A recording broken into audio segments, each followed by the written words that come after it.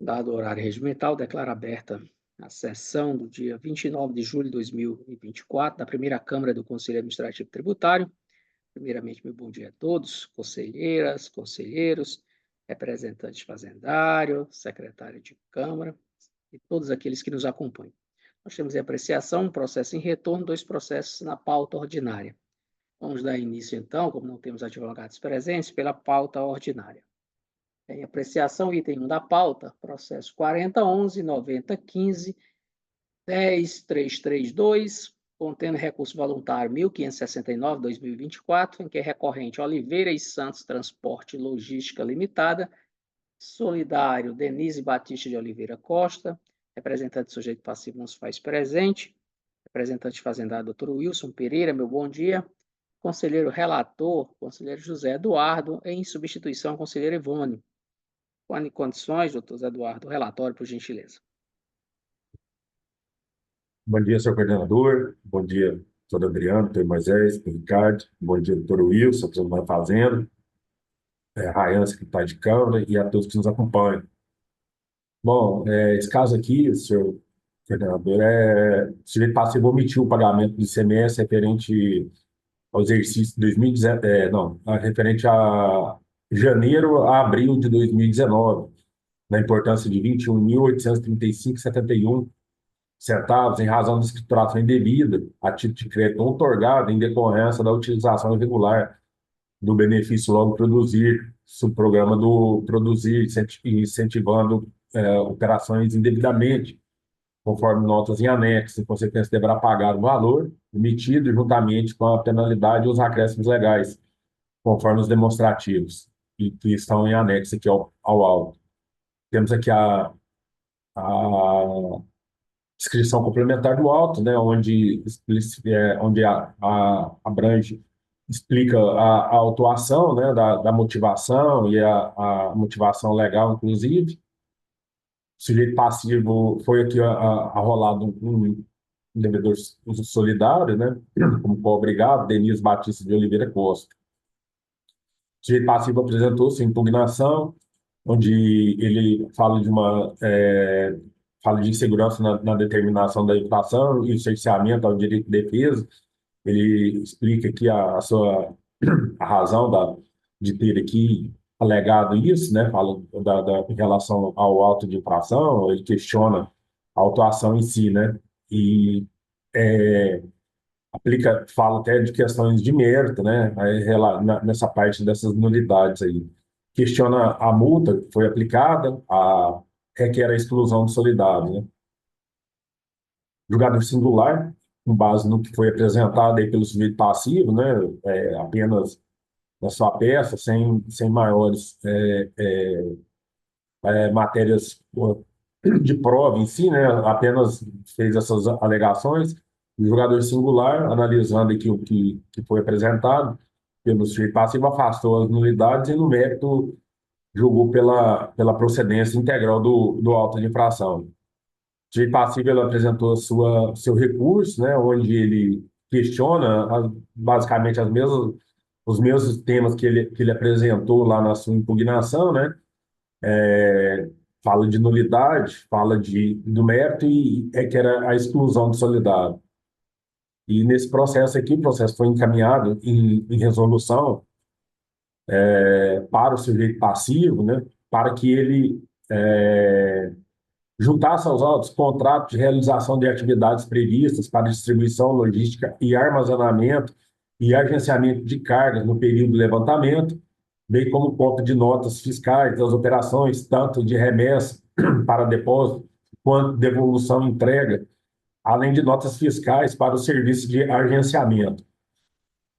Quadro dos valores comparativos extraídos de seus registros contábeis do período no qual reste comprovado o atendimento do percentual mínimo de 50% das atividades, conforme define o decreto 9.370 de 2018, que subsidia e normatiza as atividades previstas no TAB firmado, bem como operações previstas na linha anterior, né? O direito passivo foi notificado, né, para cumprimento aí dessa resolução e manteve silente, não respondeu a essa resolução. Este é o relatório, senhor coordenador.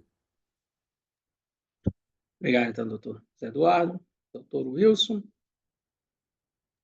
Primeiramente, né, muito bom dia, senhor governador, né, doutor Cícero, relator, né, José Eduardo, que já até deixou bem claro o deslinde do processo, né, doutor Moisés, doutor Ricardo, doutor Adriane, a secretária Rayane, né, e a doutora Ivone também está na sala de espera, todas as campanhas de sessão pelo YouTube, né, como muito bem relatado, né, o conselheiro já demonstrou realmente o contribuinte, ele vem trazendo aqui, ele foi oportunizado para ele duas vezes, primeiro na fase singular e agora cameral, para que ele demonstrasse, né, que ele realmente ele fazia as três atividades, porque o logo produzir envolve a necessidade de você fazer parte de logística, e a própria lei, ela determina, né, que você tem que fazer agenciamento de cargas, transporte e armazenamento. Então, o contribuinte, no primeiro momento, ele foi instado a comprovar, né, que ele fazia também a atividade de agenciamento e armazenamento, foi feita a notificação, está lá na folha 13, e ele sequer respondeu a essa notificação. Por isso até foi lavrado um auto por falta de cumprimento de notificação, que é o auto de infração 1488, está na folha 14. Já na fase cameral, houve de novo a Câmara jogadora, a segunda Câmara jogadora, deu uma nova oportunidade ao contribuinte. Falou assim: olha, a gente quer que você demonstre, né, que você realmente fazia as atividades de agenciamento, transporte e armazenamento, para demonstrar que você realmente cumpria com os requisitos, né, da Lei 14.244 de 2022. 2002, desculpa. E, mais uma vez, ele não respondeu, né, manteve-se silente, né? Na verdade, basicamente, ele não trouxe qualquer comprovação de que ele fazia essas atividades de forma concomitante, né? Porque logo produzir não é só uma das atividades, tem que ser as três. Ele pode até, eventualmente, ter feito uma só atividade, mas no conjunto ele tem que fazer as três atividades, né? E ele, como ficou demonstrado nos autos, ele não fazia nem agenciamento, nem o armazenamento. Por isso, ele não cumpria com os requisitos da Lei 14.244. Portanto, a gente tem, isso só vem a corroborar que o auto de infração é totalmente procedente e deve ser mantida a sentença singular. Há também a alegação do contribuinte de insegurança e cesseamento por não ter autuante, por ter feito o autuante a glosa de valores superiores ao que seria correto, que também que o recorrente não foi notificado para apresentar o recolhimento de 15% a título do Protege para fim de convalidação. Aí aqui há dois pontos a ser colocados. Primeiro, né, que como já muito bem exposto, essa glosa, foi feita a glosa do todo o crédito otorgado, porque ele não cumpria com os requisitos da lei 14.244. Na verdade, se a gente for olhar, o parágrafo 3º do artigo 1º da lei 244 fala que ele deve, né, fazer as três atividades de agenciamento, transporte e armazenamento. E ele não, e foi notificado, foi dado duas oportunidades a ele, e ele não comprovou, não trouxe documentos demonstrando que ele fazia as três atividades de forma concomitante. Em relação ao protege de 15%, que é a convalidação, que está lá no artigo 10A da Lei 14.244, essa convalidação ela foi feita e ela é para créditos tributários utilizada até dia 20 de 12 de 2017, desculpa. Mas só que os fatos geradores do presente auto de infração são em 2019 e o crédito foi constituído em 2017, desculpa, e o 2019 mesmo. E o contribuinte, ou seja, são posteriores à data do, que a lei, que o artigo 10A concede. Então, essa convalidação não vale para o presente auto de infração, né? Então, por isso, a gente entende, né, que não aplica-se o 10A ao presente processo, na verdade. O 10A são de crédito de 2017 e aqui a gente está falando de crédito de 2019, né? Então, um período bem posterior. Se é posterior, não há que se falar em convalidação do crédito otorgado. Em relação à multa confiscatória, né? A multa é de 100% do valor do imposto, então não há qualquer confisco, né? Há um entendimento pacífico de que a multa só é confiscatória se ela exceder o valor do imposto, né? Então, não é o caso, então, o entendimento do STF de que a multa ela está no patamar correto, então não há qualquer confisco. Quanto os solidários, assim, é uma questão como o artigo 45, inciso 12 do CT foi julgado incondicional e não uma prova assim concludente de dolo, a um dolo do sujeito passivo, no caso do solidário, né? A gente entende que por não haver uma prova, não há como se fazer alteração da fundamentação do 185.3 do CTM. Por isso a gente entende que o auto de infração, que o solidário deve, a gente concorda com a exclusão do solidário para esse caso específico. Veja bem, para esse caso específico a gente concorda com a exclusão do dolo. Então, por isso a gente pede, né, que seja rejeitado o pedido de nulidade do cerceamento, rejeitado o de nulidade por insegurança. Em relação ao solidário, a gente concorda com a exclusão do mesmo, que seja rejeitado, né, o pedido de que a multa é confiscatória e que seja mantida a sentença singular que julgou procedente o auto de infração. Só isso. Muito obrigado a todos. Obrigado, então, doutor Wilson. Indago se há necessidade de conferência. Não havendo necessidade de conferência, doutor Zé Eduardo. Senhor coordenador, nesse caso aqui, era uma questão até simples, né? Caso o sujeito passivo ele exercesse mesmo as atividades, né? Com essa última resolução aí, dele comprovar que ele realiza as outras atividades, né? Que são requeridas pela legislação, no caso, principalmente o agenciamento o armazenamento, né? Mas aqui, pelo que ficou descrito aqui nos autos, e até documentação que o próprio sujeito passivo juntou nesse e em outros processos, né? Ele comprova o exercício lá da atividade de transporte, né? Então, só que a lei, ela fala que, além do transporte, o sujeito passivo tem que exercer essas outras atividades para fazer jus, né, ao benefício aí que foi previsto na lei, né? E ele não comprovou isso aqui, né, nesse processo, nem nos outros, né? O exercício o exercício completo da atividade aí para a fruição desse benefício, né? Então, senhor coordenador, em relação aqui ao mérito, né, eu entendo que pela manutenção lá da decisão singular em relação à procedência do auto de infração, sendo diferente, contudo, em relação exclusivamente à parte do solidário, né? Que eu entendo aqui, que neste caso aqui, eu entendo que pela exclusão dele, né? Muito, principalmente em relação do julgado, né? Que decidiu pela inconstitucionalidade lá do 45 do uso da nossa lei, que é a motivação legal para a sua inclusão, né? Então, eu afasto as nulidades apresentadas pelo sujeito passivo,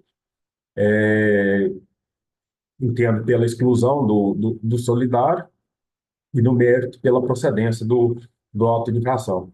Esse é meu voto, senhor presidente. Senhor coordenador. Obrigado, então. Doutor Moisés, entrou o doutor Samuel aqui. Doutor Samuel, o senhor representa qual sujeito passivo? Bom dia a todos. Eu estou pelo WMB Supermercados. WMB Supermercados. Deixa eu ver qual que é o processo. Item 2 da pauta, doutor. O item 2 da pauta. Então, estamos terminando o julgamento do item 1, doutor Samuel. Logo em seguida, iniciaremos, então, o julgamento do item 2, tá ok? Perfeito. Eu posso ficar na sala por enquanto? Pode ou eu ficar só entro? na sala. Só precisa desligar o vídeo, por gentileza. Obrigado, então, doutor Zé Eduardo. Doutor Adriane. Bom dia, né, doutor Cícero? Bom dia, conselheiros, doutor José Eduardo, Ricardo, Moisés, a conselheira Ivone, que encontra-se na sala, porém não na mesa, ao representante fazendário, doutor Wilson, à secretária Rayane, ao doutor Samuel, que acabou de chegar à sala, e a todos que estão assistindo essa sessão. Doutor Cícero, eu vou votar, né, com o doutor José Eduardo em todos os itens, somente faço aqui um acréscimo com relação à exclusão do solidário, que, conforme bem colocado pela representação fazendária, o meu voto pela exclusão não é apenas pela inconstitucionalidade do inciso 12 do artigo 45, mas também porque, neste caso, o dolo não foi comprovado, então não há como nós fazermos a alteração da fundamentação legal para o artigo 135, inciso 3 do CTN. Somente com essas considerações, mas eu volto na íntegra com o conselheiro José Eduardo. Obrigado, doutor Adriano. Doutor Ricardo. Também, mesmo voto. Bom dia a todos. Obrigado, doutor Ricardo. Doutor Moisés. Bom dia, doutor Cícero. Bom dia, conselheiras, conselheiros, representantes das partes, secretária Raine, a todos que nos assistem pelo YouTube. Também estou de acordo, doutor Cícero. Obrigado, então, doutor Moisés. Anunciando, então, o resultado do julgamento, essa Câmara decidiu, por unanimidade de votos, rejeitar as preliminares de nulidade, a primeira por insegurança na determinação da infração e a segunda por cerceamento ao direito de defesa. No mérito, também por unanimidade de votos, decidiu conhecer do recurso, porém negar-lhe provimento para manter decisão singular que julgou procedente o auto de infração, bem como rejeitar o pedido de afastamento da multa por ser confiscatória. Também por unanimidade de votos, decidiu acolher o pedido de exclusão do sujeito pacífico obrigado da lide. É esse o resultado do julgamento para esse processo. Passamos à análise do item 2 da pauta, processo 4011-9012, 35790, contendo recurso voluntário 1570-2024, em que é recorrente WMB Supermercados do Brasil Limitada, representante sujeito passivo, doutor Samuel, meu bom dia. Representante fazendário, continua o doutor Wilson Pereira. Relator do processo, agora é o conselheiro Moisés Miguel. Quando em condições, o relatório, por gentileza. Obrigado, doutor Cícero. Doutor Cícero, vou deixar de fazer o relatório, porque eu tenho intenção de enviar em diligência para o fisco, né, para auditoria, para gerente de auditoria e varejo de serviços. A intenção aqui é o seguinte: eu analisei a documentação trazida pelo sujeito passivo e tem uma parte que eu entendo que assiste razão e outra parte que não. A parte que eu entendo que assiste razão é em relação às notas fiscais ao consumidor eletrônica. Realmente existe alguma divergência, pode ter tido algum problema na importação. Em relação aos cupons fiscais, aqueles daquelas maquininhas, né, aqueles ECFs que ficavam lá imprimindo em papel, eu verifiquei a FD do contribuinte e verifiquei o arquivo dele também. Então, também aí entendo que não assiste razão. Peguei, até detalhei aqui na resolução, de forma bem didática, a análise que eu fiz. Então, vou fazer um breve resumo. E entendo, primordialmente, ainda bem que o Dr. Samuel se encontra aqui, é o seguinte: caso haja divergência entre a memória de fita detalhe e a FD entregue, o contribuinte deve alterar esses valores na FD. A FD é que tem validade jurídica. Aqui existe um princípio, né, da verdade material. Eu até entendo que a gente pode utilizá-lo e deve utilizá-lo no contencioso fiscal. Todavia, as informações que têm validade jurídica são aquelas estampadas na FD. E eu verifiquei a FD e ela condiz com as informações da auditoria. Então, vou fazer um breve resumo do processo, os pontos que eu analisei e o encaminhamento. Então, considerando que o lançamento decorre de saída de mercadorias no período 1 de 1 de 2017 até 31 de 10 de 2007 por meio de cupom fiscal e de 1 de 11 de 2017 a 31 de 12 de 2017 por meio de nota fiscal consumidor eletrônica, NFCE, utilizando carga inferior à estabelecida pela legislação, ocasionando uma diferença de semestre recolher apurado em auditoria comparativa da situação tributária e da base de cálculo.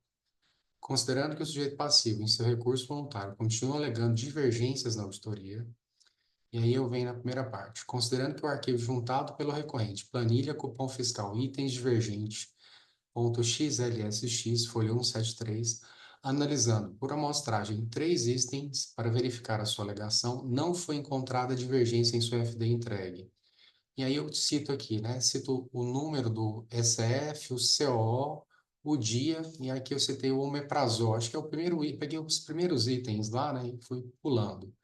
Está informado de forma correta com a auditoria. E aqui eu trago os registros da FD. O registro 0200, o C460 e o C470. Faço isso a mesma coisa com outro produto aqui. Trago o COO também. Aí o produto que é óculos esporte BEV11. Está informado de forma correta na auditoria. Também trago aqui o 0200, o C460 e o C470. Então, e por último, eu faço mais outro produto aqui que é CAD-CD1M, que está informado de forma correta na auditoria e também na FD do contribuinte. Agora, de outra forma, né, eu faço um considerando aqui, ó, considerando que a análise do arquivo, relatório 142, processo 2017 CAD.pdf, divergência de carga tributária informada e calculada, nota fiscal, juntado no CD de folha 148, no primeiro registro, a nota fiscal número 4, modelo 65, não foi encontrado o produto aqui, ó, desodorante 7 dias, CR 30 ml. Nos documentos fiscais emitidos no dia 1/11/2017, foram verificados os documentos fiscais número 4 com as seguintes chaves de acesso. Aí eu digito aqui, são 1, 2, 3, 4, 5 chaves de acesso. E aí fala, o produto encontrado com o mesmo valor na auditoria de R$ 4,90 foi calcinha TGA SB 1537. E aí eu faço para mais vários outros documentos fiscais e cito, a título de exemplo, vários outros documentos fiscais que eu não encontrei, vamos dizer assim, o documento eletrônico convergindo com a auditoria.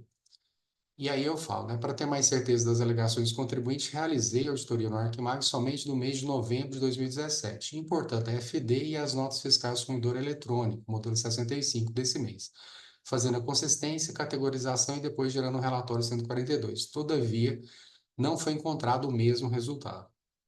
Considerando a possibilidade de existir alguma inconsistência na importação das notas fiscais do consumidor eletrônico do recorrente, já que o contribuinte emitente de nota fiscal eletrônica está dispensado de informar a movimentação de produtos das NFEs em sua emissão, em sua escrituração. Então, aqui eu falo do registro 670 não foi informado na FD e é uma faculdade do contribuinte. Considerando o exposto, bem como a necessidade de conferir maior segurança jurídica aos atos praticados, eu faço vários outros, né, principalmente que nessa fase do rito processual encerra essa possibilidade de diligências e a intenção é que converter o julgamento em diligência encaminhando os processos à gerência de auditoria e varejo de serviço, a fim de seu titular, por gentileza, encaminhe os autos a uma autoridade fiscal para que adote os seguintes procedimentos. Verifique se as informações juntadas pelo recorrente da memória de fita detalhes são verídicas e divergentes das FDs entregues. Caso positivo, intime o sujeito passivo, por meio de seu advogado, para apresentar as FDs corretas e fazendo a ressalva do parágrafo 4º do artigo 19 da Lei 16.469 de 2009. Reputam-se verdadeiros também os fatos cujos elementos de prova estejam caracterizados em livros, arquivos eletrônicos ou qualquer documentos do sujeito passivo deixados de ser conservados durante o prazo decadencial ou prescricional dos créditos tributários decorrentes dos referidos atos, fatos ou negócios. B. Revise o lançamento referente aos meses de novembro e dezembro de 2017, especificamente em relação às notas fiscais de consumidor eletrônica, eu cito aqui, né, NFCE modelo 65, juntando a auditoria e novo detalhamento do crédito tributário. Além disso, pedimos que a autoridade fiscal preste quaisquer outros esclarecimentos que entender úteis e pertinentes ao desenho das questões controvertidas objeto desse contencioso. Na sequência, a AGEP, para que proceda a intimação do sujeito passivo, a fim de que se manifeste acerca do resultado da diligência, caso queira. Após, retorne-se para julgamento. Essas são as considerações, senhor coordenador, para análise e deliberação de vocês. Muito obrigado. Tá, então, doutor Moisés, doutor Samuel. Bom dia a todos. Primeiro, agradecer a oportunidade de poder participar. Minha manifestação ia ser mais ou menos nesse sentido. O doutor Moisés já se manifestou, em oportunizar para que seja baixada a diligência e, se for o caso, se entender, nos intimar para a gente poder, se for o caso, de repente, o que a auditoria constatar, a gente poder fazer as retificações necessárias. Obrigado. Obrigado, então, doutor Samuel. Doutor Wilson. Bom dia novamente, né? Bom dia, doutor Samuel, não tinha comentado. A gente concorda, né? Assim, em relação aos meses 11 e 12, onde tem as nossas fiscais eletrônicas, a gente também encontrou algumas divergências e até não entendeu muito bem o porquê dessas divergências, né? Já que as notas fiscais eletrônicas são importadas diretamente para a FD. Agora, em relação aos meses de meio 1 a 10, a gente entende, né? A gente entende que o contribuinte, na verdade, ele andou entregando as FDs com problemas, né? E por isso até quando ele entregar a FD com erros, né? Ela gera distorções na auditoria. E acho que é isso que é o grande problema que a gente tem visto aqui, nesse auto de infração. Embora a gente concorde que mês 12, mês 11 e mês 12 há situações que não deveriam acontecer, por isso a gente concorda com a resolução e parabeniza o Dr. Moisés pela mesma. Obrigado. Obrigado, doutor Wilson. Doutor Samuel, deseja fazer algum acréscimo? Acréscimos, Não, então. doutor Cícero, obrigado. Indago, então, se há necessidade de conferência. Não havendo necessidade de conferência, doutor Moisés, deseja complementar alguma informação? Doutor Cícero, caso seja aprovada, seja também considerada lida. Obrigado, então, doutor Moisés. Doutor Ivone. Bom dia, coordenador Cícero, doutor Cícero, muito bom dia à conselheira, doutora Adriane, bom dia aos conselheiros, representantes das partes, secretária de Câmara e todos que nos assistem via YouTube. Façam todos um excepcional dia. Sim, senhor coordenador, estou plenamente de acordo com a proposta do relator. Obrigado, então, doutor Ivone. Havendo concordância entre relator e revisora, indago a conselheira e ao conselheiro se há alguma divergência. Não havendo divergência, anuncia então o resultado do julgamento. A primeira Câmara do Conselho Administrativo Tributário decidiu, por unanimidade de votos, converter o julgamento em diligência e encaminhar os autos à Gerência de Auditoria de Varejo e Serviços para que atenda os comandos da resolução proposta pelo conselheiro relator, doutor Moisés Miguel. Esse é o resultado do julgamento. Eu agradeço a participação do doutor Samuel, a participação do doutor Wilson. Desejo desde já um excelente dia, um excelente final de semana, excelente semana, aliás. Eu que agradeço a todos, tá? Um excelente dia a todos, uma excelente semana, tá? Todos, um bom trabalho, né? E fiquem com Deus, tudo de bom. Obrigado, pessoal. Um bom trabalho a todos e até uma próxima oportunidade. Então, temos aqui em apreciação um processo em retorno, processo 4011-9008-85-103, contendo recurso voluntário 1112-2024, em que recorrente Camoda Calçados Esportes Limitada, solidária Eduardo Pereira de Souza e Leonardo Pereira de Souza. Representante do sujeito passivo não se faz presente, representante fazendário também não. Me parece que nesse processo tem um pedido de adiamento por parte da representação fazendária, com uma data de sugestão de retorno para o dia 23/8/2024. Dago aí ao relator, o doutor Ricardo, se confirma o pedido de adiamento e se está de acordo com essa data ou se tem sugestão de uma outra data. Só um minuto que eu vou olhar aqui quanto a essa data.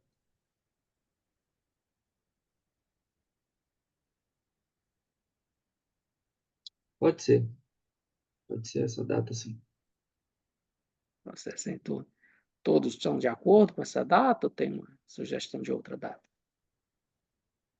Doutor Cícero, é só a data sugerida foi que dia? 23/8, uma sexta-feira. Esse processo tem uma peculiaridade, eu gostaria do prazo máximo, porque tem uma celeuma que foi recentemente julgada pelo TJGO, no caso da, vamos dizer assim, constitucionalidade / inconstitucionalidade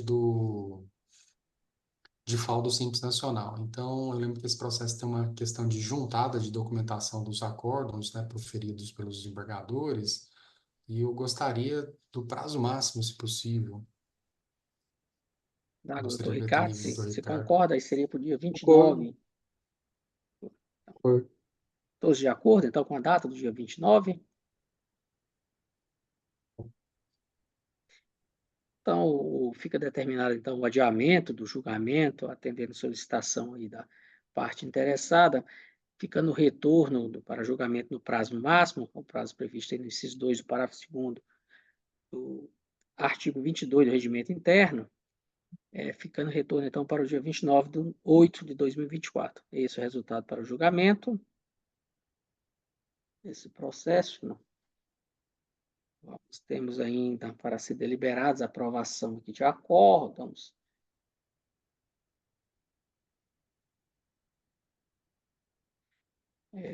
Processo 4011 8008 69645, sujeito passivo Imperial Comércio de Parafusos, Ferramentas e Máquinas Limitada, relator conselheiro Ricardo. Indago se tem condições de aprovação. Em condições. Aprovado o processo, então. Indago a secretária Rayane se há mais alguma matéria para aprovação. Não, senhor coordenador.